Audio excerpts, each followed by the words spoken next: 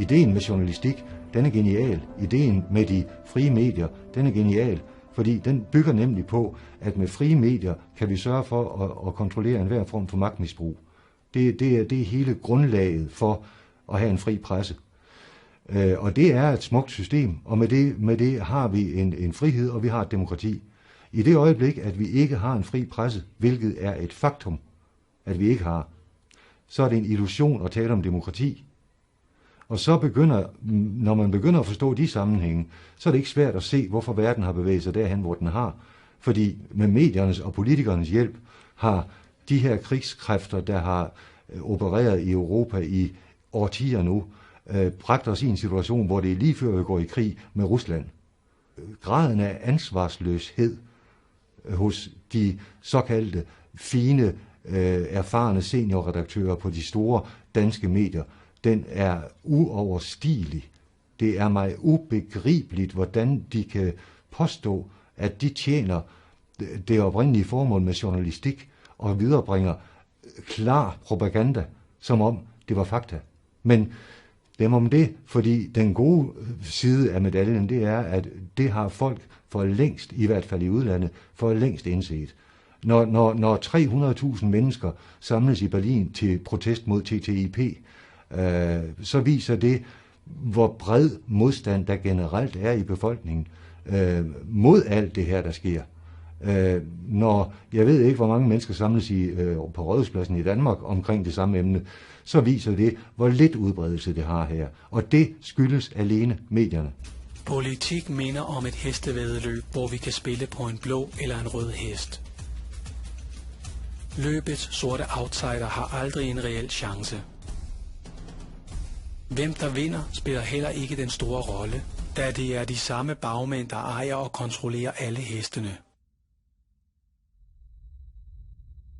Det handler ikke om for eller imod højre-venstre politik. Vi ser, hvordan den røde blok først er ved magten, og den blå blok kritiserer alt, hvad den røde blok foretager sig. Når folket bliver trætte af den røde blok, så skiftes de ud med den blå blok. Og den røde blok kritiserer så alt, hvad den blå blok foretager sig. Når den blå blok falder i unåde hos folket eller kører trætte, så skiftes de igen ud med den røde blok, og så videre. Læg mærke til, at det ofte kun er ganske få mandater, der afgør regeringens farve. Ansigterne skifter, men den overordnede politik, der gennemføres, er næsten altid identisk. Socialdemokraterne med Poul Nyrup sendte os i krig. Venstre med Anders Fogh sendte os i krig. De skændes og diskuterer og giver indtrykket af debat og meningsforskelle. Men i virkeligheden er det kun kosmetiske forskelle, der skiller det største venstreparti og det største højreparti. De mindre partier på hver fløj, der stadig tør udtrykke politiske ukorrekte meninger, fungerer blot som sikkerhedsventiler for vrede og utilfredse vælgere. Vores valgmuligheder holdes altid inden for et sæt helt snævre politiske spilleregler, som ikke er til at røre ved. Vi snydes til at tro, at vi har medbestemmelse. I virkeligheden er der kun et overordnet parti med flere mindre fraktioner. Democracy equals slavery. The word democracy is not synonymous with freedom. It's the opposite of freedom. Democracy is the worst form of government you can have because it's majority rule. And the government can tell you exactly what they want to tell you to do. Because the majority wants it. I don't care what the majority wants. I live my life as I choose. And if I don't commit violence, theft, or fraud against another human being, I can live my life as I wish. That's my choice. And if I'm allowed to make mistakes, because when you make mistakes, you learn from them. You grow as a human being. We're put on this earth to become the best individuals we can be. The Rothschild family, the family said to be the wealthiest in the world. Mayer Rothschild had 5 sons. He trained them all in the skills of money creation, then sent them out to the major capitals of Europe to open branch offices of the family banking business.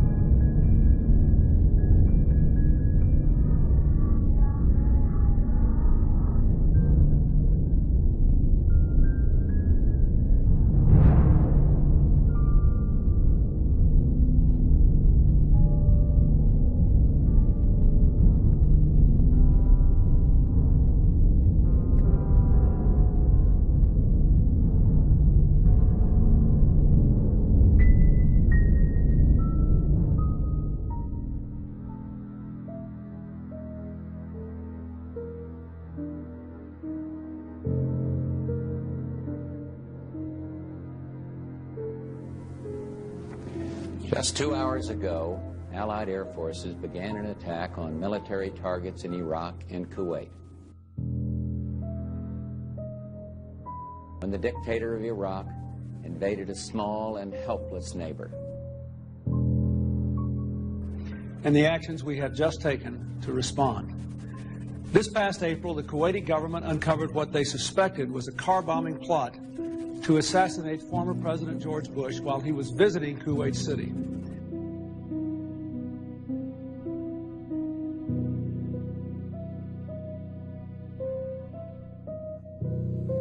Good afternoon. Today, the United States of America is changing its relationship with the people of Cuba. The most significant changes in our policy in more than 50 years. We will end an outdated approach that for decades has failed to advance our interests, and instead, we will begin to normalize relations between our two countries. Through these changes, we intend to create more opportunities for the American and Cuban people, and begin a new chapter among the nations of the Americas. Today, the U.S. government pointed the finger of blame directly at North Korea for the devastating cyber attack against Sony Pictures. They caused a lot of damage, and we will respond. We will respond proportionally, and we'll respond in a place and time and manner that we choose.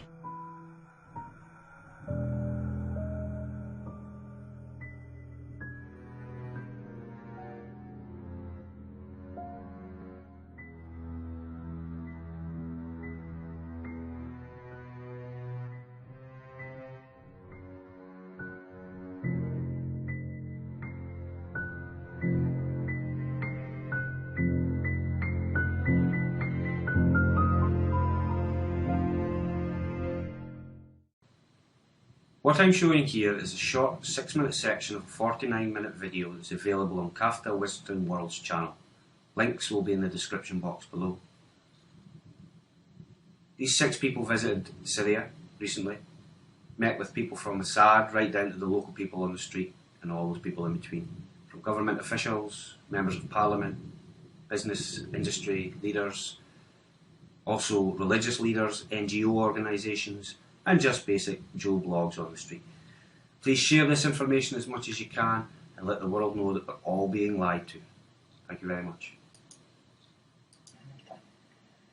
My name is Joe Jameson. I'm coordinator of the Queen's Peace Council, which is an affiliate of the, or branch of the U.S. Peace Council. And my background is the trade union movement. So I'm accustomed to speaking bluntly. So forgive me if I do that. I'm reminded of the, I associate myself with all the comments of my colleagues here, but I'm reminded of the famous comment by the American writer Mark Twain, who once said that it's not what we don't know that gets us into trouble. What gets us into trouble is what we think we know for sure that just ain't so.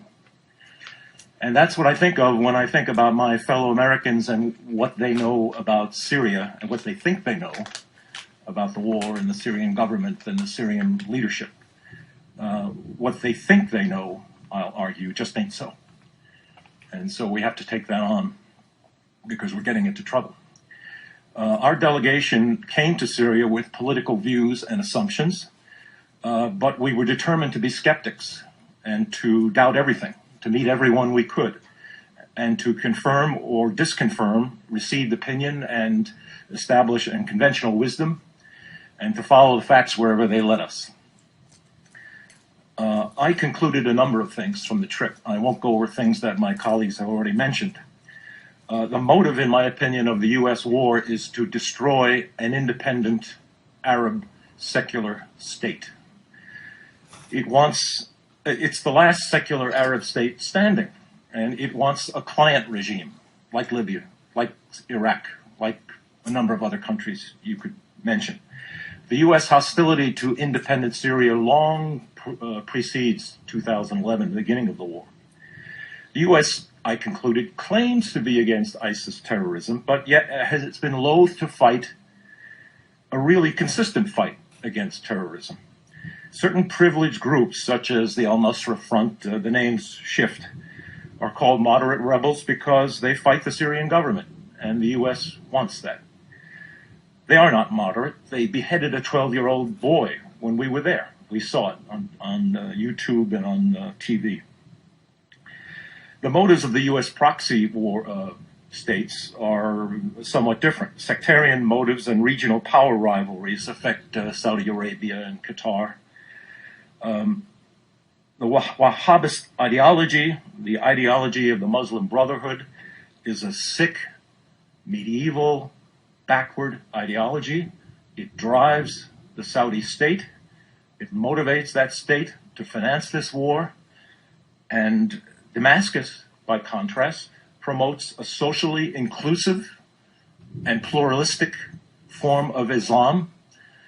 And we met the leaders of that form of Islam, and they are humane and democratic-minded people and have every reason to join with the American people in stopping this insane support for Wahhabism, which is behind so much terrorism in the world. Those of my fellow countrymen who are dogmatic about Assad demonization are not going to like what I have to say now, which is that the Syrian government is popular, and for that reason, it is winning the war. The Battle of Aleppo will probably be decided soon, relatively soon, and maybe the last hurrah, in my opinion, of the foreign mercenaries. The president is popular. His government is recognized as legitimate by the UN. It contests and wins elections. The elections are monitored. There's a parliament which contains opposition parties. We met them. There is a significant nonviolent opposition which is trying to work constructively for its own social vision. Some of it is inside the government, which in effect is a government of national unity. Some of it is in the parliament. We met them.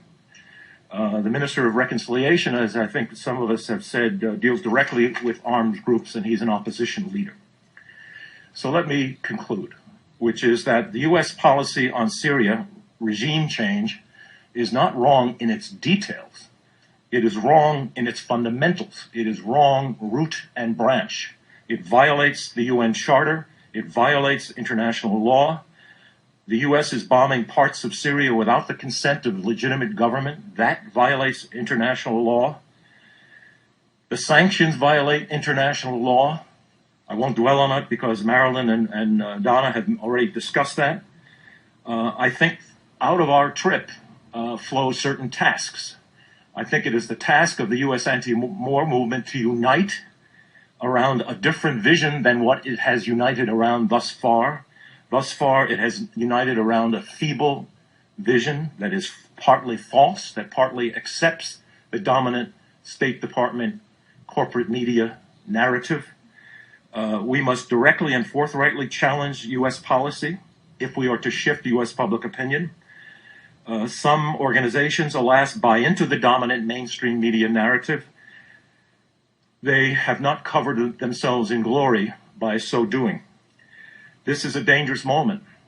Without mentioning names, one of the apparently the leading candidate for president is surrounded by military advisors who are talking about no-fly zones, which means air war against the Syrian Air Force and the Russians, or boots on the ground, which means U.S. invasion. If we're not frightened by that talk, we should be frightened by that talk. This is a dangerous moment. We have to change the basic U.S. policy. We need to have a different kind of anti-war movement, and we must begin to shift U.S. public opinion. Thank you. About 10 days after 9/11, I went through the Pentagon and I saw Secretary Rumsfeld and Deputy Secretary Wolfowitz. I went downstairs just to say hello to some of the people on the Joint Staff who used to work for me, and one of the generals called me and he said, "Sir, you got to come in and talk to me a second." I said, "Well, you're too busy." He said, No. He says, "We've made the decision. We're going to war with Iraq." This was on or about the 20th of September. I said, "We're going to war with Iraq? Why?" So I came back to see him a few weeks later, and by that time we were bombing in Afghanistan. I said, "Are we still going to war with Iraq?" And he said, "Oh, it's worse than that." He said, he reached over on his desk, he picked up a piece of paper, he said, I just got this down from upstairs, meaning the Secretary of Defense's office today, and he said, this is a memo that describes how we're going to take out 7 countries in 5 years, starting with Iraq and then Syria, Lebanon, Libya, Somalia, Sudan, and finishing off Iran.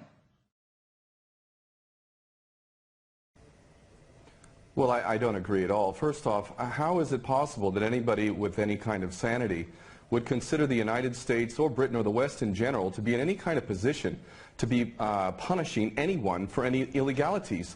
If we want to take a look at Iraq, there is at least 1 million, probably even close to 2 million dead. We invaded that country, destroyed it, created millions of orphans, millions of refugees, and never even so much as apologized for that. Let's go back to Vietnam, where we dropped 20 million bombs, more than all of World War II combined. We have destroyed so many countries. We have tortured and killed and maimed and raped around this planet. Who in the hell in their right mind would consider the United States or the West in general to be in any position to punish anybody? Never mind the obvious facts that this is a false flag attack and a long list of false flag attacks, which let's get into that, please. Well, we don't operate under international law. What we have is the color of law, the law of the jungle, in which the rich and the powerful basically determine what goes and what doesn't go. Iraq is a perfect example of that. Why isn't Tony Blair and George Bush rotting away in a prison cell for the rest of their lives? Because the law is not being applied. These are war criminals, and they should be in prison for the rest of their lives, if not executed, if their own rules were adhered to for their own crimes. Not only that, but we need to really understand the truth here. First off, all of these players, these politicians, are nothing more than puppets. They don't serve the people. There is no real democracy. They really serve the rich and powerful who run the world, and that would be the bankers who control the money supply. The bankers, of course, make huge amounts of money. Whether they make bad investments or not, wars are great for them, and ultimately they control the politicians, and that is why we see these policies.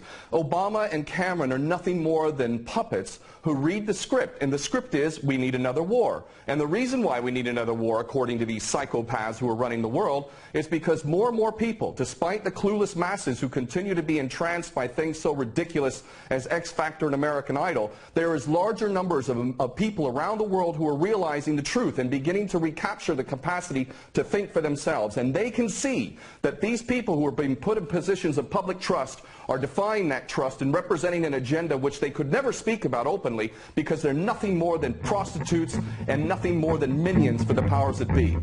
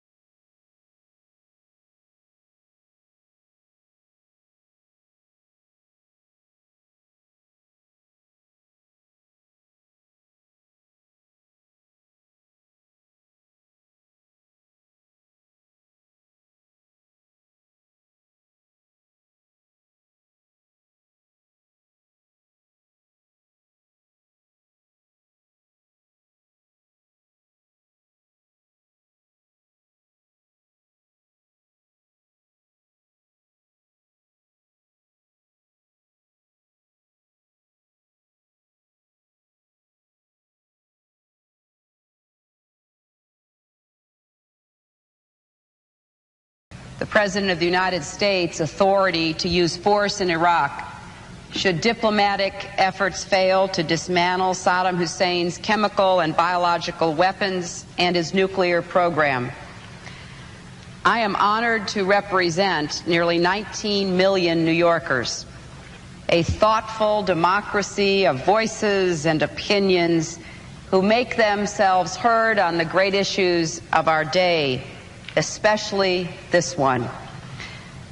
Many have contacted my office about this resolution, both in support of and in opposition to it, and I am grateful to all who have expressed an opinion. I also greatly respect the differing opinions within this body. The debate they engender will aid our search for a wise, effective policy. Therefore, on no account should dissent be discouraged or disparaged. It is central to our freedom and to our progress, for on more than one occasion, history has proven our great dissenters to be right. Now, I believe the facts that have brought us to this fateful vote are not in doubt. Saddam Hussein is a tyrant who has tortured and killed his own people, even his own family members, to maintain his iron grip on power. He used chemical weapons on Iraqi Kurds and on Iranians, killing over 20,000 people. Unfortunately, during the 1980s, while he engaged in such horrific activity, he enjoyed the support of the American government because he had oil and was seen as a counterweight to the Ayatollah Khomeini in Iran. In 1991, Saddam Hussein invaded and occupied Kuwait, losing the support of the United States. The first President Bush assembled a global coalition, including many Arab states, and threw Saddam out after 43 days of bombing and 100 hours of ground operations.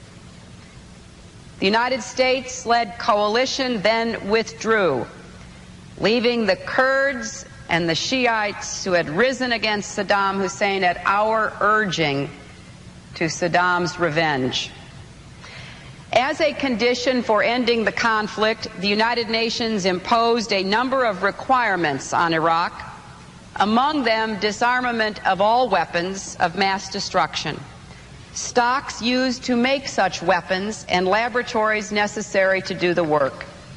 Saddam Hussein agreed, and an inspection system was set up to ensure compliance.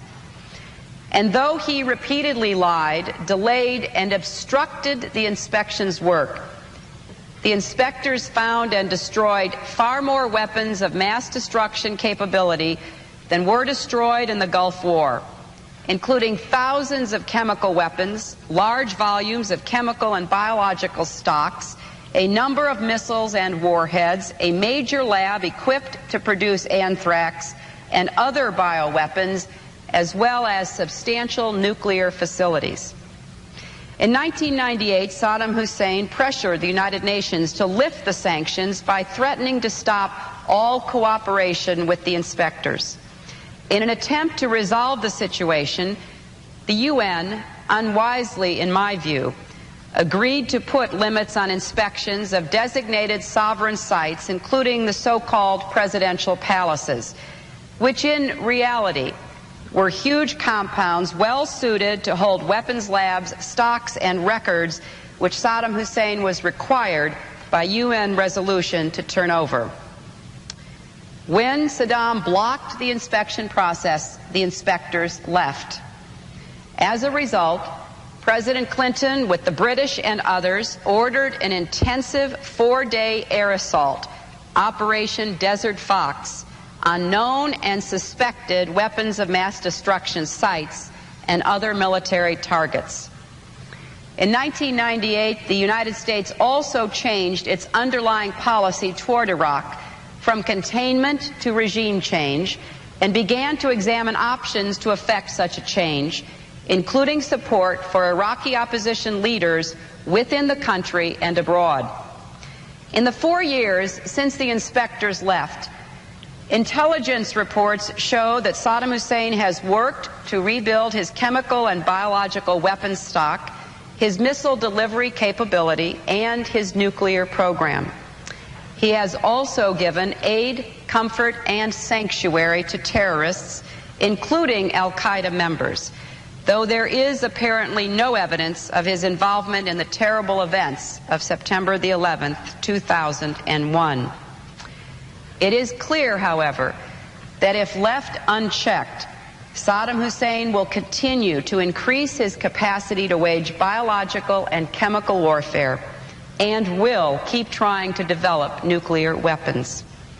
Should he succeed in that endeavor, he could alter the political and security landscape of the Middle East, which, as we know all too well, affects American security. Now, this much is undisputed. The open questions are, what should we do about it? How, when, and with whom?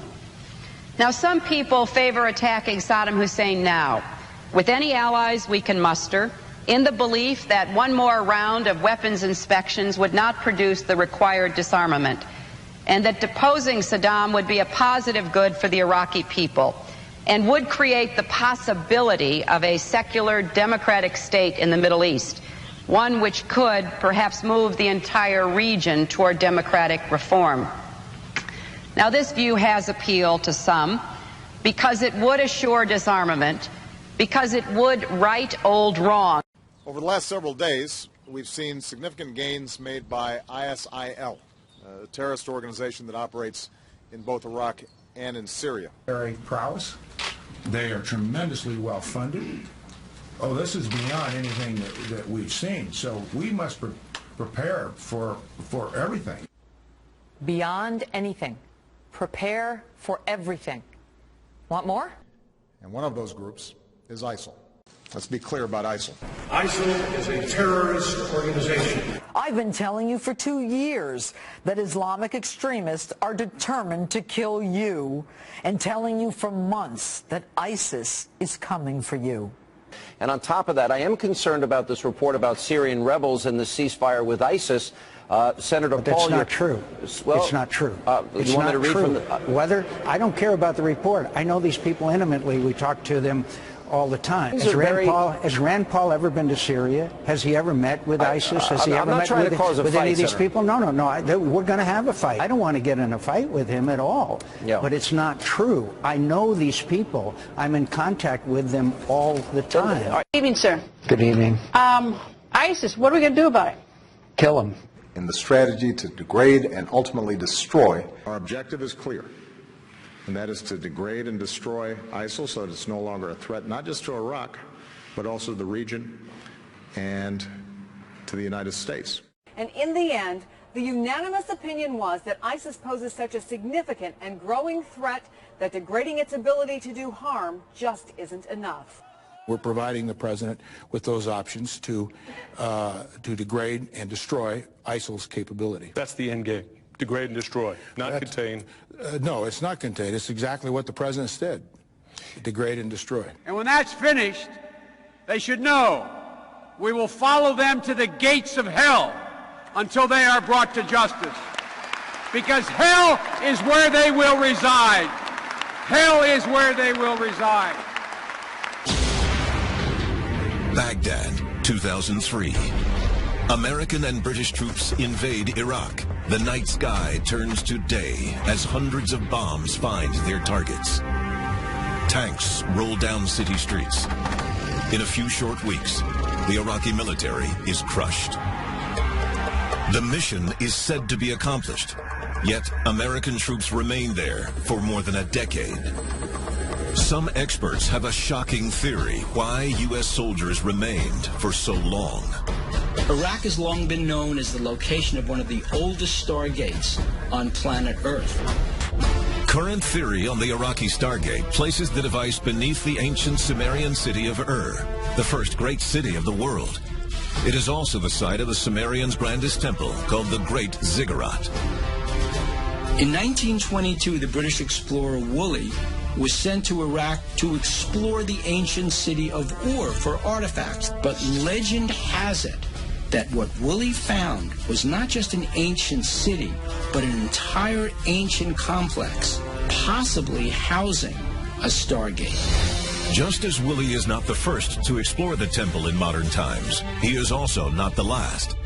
In the early 1980s, Saddam Hussein orders a massive restoration project at the Great Ziggurat, effectively transforming the temple into a fortress. The Ziggurat of Ur is purportedly where Saddam worked on his biochemical weapons. It became the center of his operations, and he even put an Air Force base there. Experts say 3 massive staircases leading into the temple were restored by Saddam. And not just to allow for easier access, they were also built to carry things out. The real reason the United States launched the preemptive strike against Iraq in 2003 was because Saddam Hussein had gotten into his hands some of these technologies, such as Stargates. That's when the US political elite became very worried that Saddam Hussein would go public about his discoveries. About 225 miles southeast of Baghdad is an area with historical and religious significance, but the only people who get to see it are American troops. Reporter Melanie Wilkes explains. It's one of Iraq's most famous archaeological sites, rising from the desert near Nasiriyah in the southeast. The Ziggurat of Ur, a massive 4,000-year-old temple pyramid, and the surrounding ruins of an ancient Sumerian city. The ziggurat was almost completely off limits to the public under Saddam's regime. Back then, tour guide Daif Musen didn't get much business. During the time of Saddam, he made the tourists difficult to come for Iraq. He putting checkpoint and putting Iraqi soldiers in it. When they came here, also not picture here and not picture there. The only regular tourists now are busloads of U.S. soldiers from nearby Camp Adder on a sightseeing excursion they'll never forget. UN report accuses U.S. troops of badly damaging ancient ruins in Babylon during the 2003 invasion, but the U.S. is widely credited with preserving and protecting the ziggurat. American advisors are trying to help the Iraqi government excavate the site. American advisors are trying to help the Iraqi government excavate the site and open it to the public. Still, infrastructure and security will have to improve before the area becomes a viable destination for Western tourists.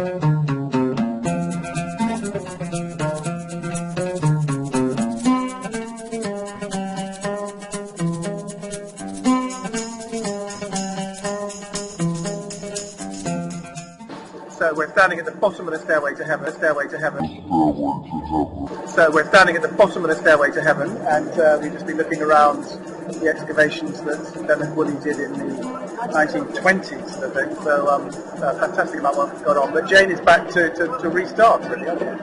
That's what I hope to do, yes. The British Institute for the Study of Iraq has very kindly sponsored a visit here. The idea is to find somewhere to start up some new British excavations.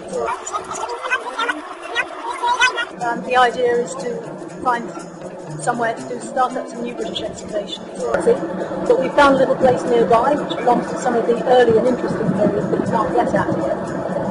And that's a 7-year project, as much as what you're going to hope to do. No, we hope to do annual seasons for 7 years. We've got the University of Manchester on board, along with the British Institute, and we need to gather other sponsors. Most particularly, we need to raise lots of money, but so far the signs are very good. As NATO members arrive for a 2-day summit in Wales, British Prime Minister David Cameron has announced he's not ruling out military action against Islamic State. In a joint statement with US President Barack Obama, the PM said the two nations would confront the extremist group. Critics of the war in Iraq speculate the real reason for America's involvement is to secure Iraq's oil supply for future use. But all the oil in the world pales in comparison to unlimited access to advanced alien technology. Whether you loved or hated Bush, we may have all been wrong about the reasons for going to war. The United States knows that Iraq has weapons of mass destruction. The UK knows that they have weapons of mass destruction. Any country on the face of the earth with an active intelligence program knows that Iraq has weapons of mass destruction, which could be activated within 45 minutes, including against his own Shia population. Imagine what the world would be like with him in power. The idea is to try to help change the Middle East. Now look, part of the reason we went into Iraq the main reason we went into Iraq at the time was we thought he had weapons of mass destruction. It turns out he didn't, but he had the capacity to make weapons of mass destruction. But I also talked about the human suffering in Iraq, and I also talked the need to advance a freedom agenda. And so my answer to your question is that imagine a world in which Saddam Hussein was there, stirring up even more trouble in a part of the world that had so much resentment and so much hatred that people came and killed 3,000 of our citizens. You know, I've heard this theory about, you know, everything was just fine until we arrived, and then, you know, kind of the stir up the hornet's nest theory. It just doesn't hold water as far as I'm concerned. The terrorists attacked us and killed 3,000 of our citizens before we started the freedom agenda in the Middle East. They were... What did Iraq have to do with what? The attack on the World Trade Center. Nothing, except for it's part of, and nobody's ever suggested in this administration that Saddam Hussein ordered the attack. Iraq was the lesson of September 11th is take threats before they fully materialize, Ken. Nobody's ever suggested that the attacks of September the 11th were ordered by Iraq. I have suggested, however, that resentment and the lack of hope create the breeding grounds for terrorists who are willing to use suiciders to kill to achieve an objective. I have made that case. And one way to defeat that, defeat resentment. Today I authorized 2 operations in Iraq. Targeted airstrikes to protect our American personnel, and a humanitarian effort to help save thousands of Iraqi civilians who are trapped on a mountain without food and water. The UN Security Council has authorized a no-fly zone over Libya. 10 of its 15 members voted in favor. There were no votes against, but China and Russia were among 5 abstentions. The resolution also authorizes all necessary measures. That's code for military action to protect civilians. Innocent civilians were beaten, imprisoned, and in some cases killed. That's why the United States has worked with our allies and partners to shape a strong international response at the United Nations. Our focus has been clear: protecting innocent civilians. Necessary measures ought to be taken to stop the violence, to put an end to the deteriorating situation in Libya, to protect the civilians. Weekend for measures to protect and safeguard the civilian population of Libya.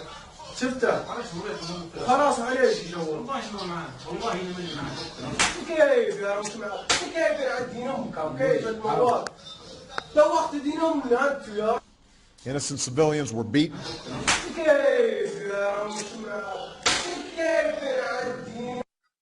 Syria's Stonehenge.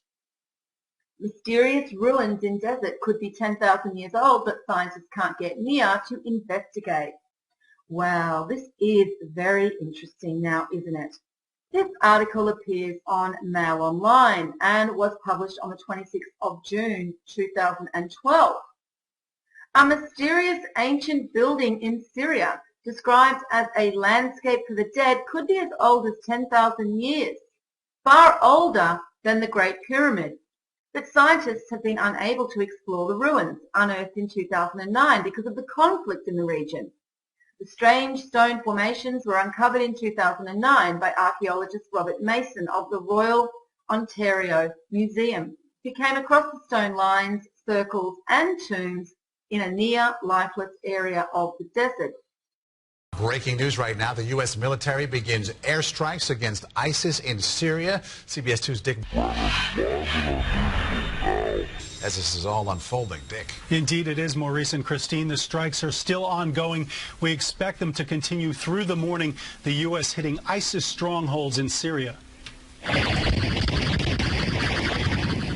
This video just in from social media. It reportedly shows the airstrikes, although this has not been confirmed. The Pentagon says the attacks include a mix of fighters, bombers, and Tomahawk missiles. The idea to strike a large, decisive blow, and we're told the operation is intense. There's something here. It's wonderful. It's very cool. There's just something elemental about it. There's something where you kind of feel like it should always be there. Right? Well, when you think that it comes out of something right basic. Yeah. Doesn't it? Very much so. Yeah. Spectacular. And it's funny, you don't tire of it. You know, I'm lucky enough to be here. Yeah, I could come here like every day. On my own, in the morning. You know, if I would come here and just kind of, if it wasn't like a monument, I'd sit on one of these rocks and I'd just watch the sunrise. And it would really, it would cleanse your mind. Yeah. Huh? I'm just going to stand here for a second. Yeah, no. Yeah, we can give you a minute. Yeah, give me a minute. I want to just...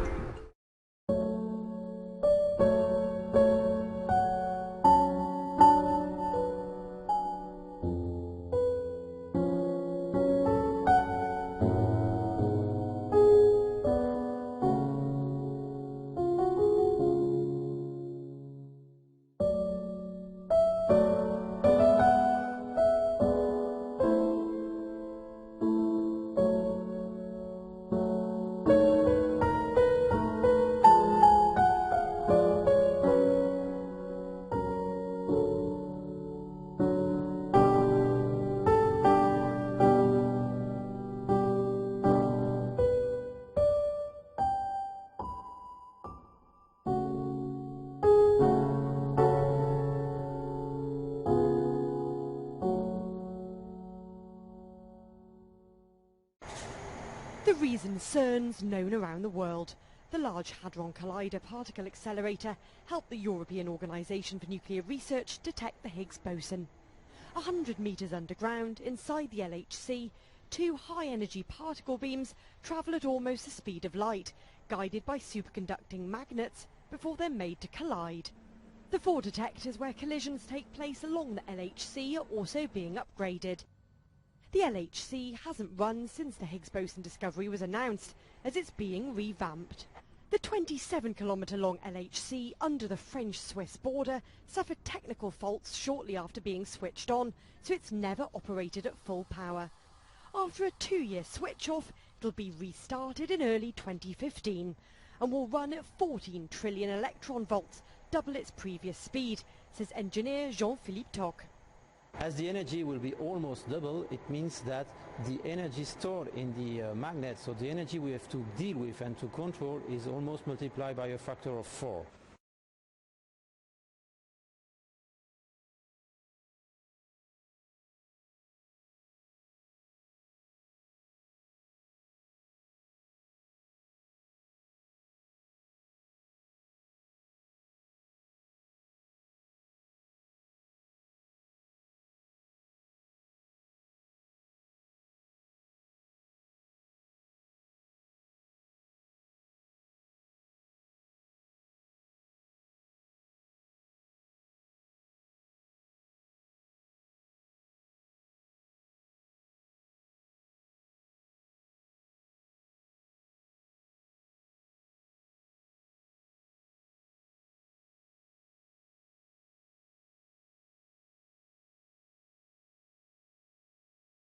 And when that's finished, they should know we will follow them to the gates of hell until they are brought to justice.